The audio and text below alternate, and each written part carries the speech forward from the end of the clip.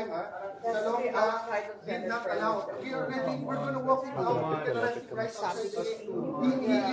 He's voluntary. Respect the institution. This is not about Jinggoy. We're going out. No, don't leave him. He's right here. He can be arrested right there. So if you don't want him to make a statement there, sir, just outside the gate, we're going to walk 5 minutes. This is the Senate of the Philippines. It's never been done.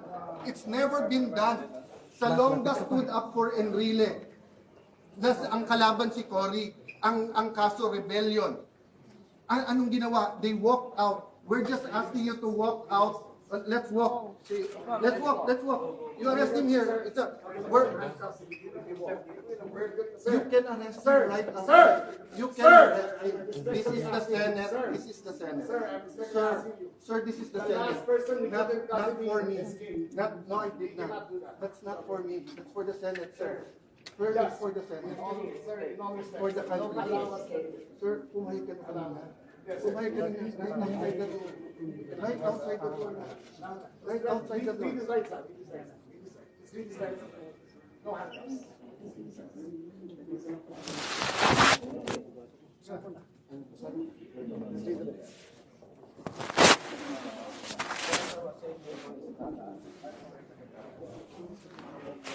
Sir, you have a warrant of arrest issued by Tandigan Bayan 5th Division, criminal case number E-SB26-CRM-006 for the crime of plunder under Republic Act 78 as amended.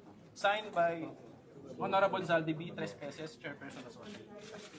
Sir, being accused, you have also rights. May karapatan ka manahimik at magsawa ng kibo. Ano man ang iyong sabihin ay maaaring gamitin pabor o laban sa iyo sa kataan mong hukuman. May karapatan na ka rin kumuha ng sarili mong abogado o tagapagtanggol nang nangayon sa iyong nakita. Kung walang kakayahan, ang pamahalaan at pagkakaluban ka nito ng isa. Lahat po ba ng mga karapatan niyo sa rin na unawaan?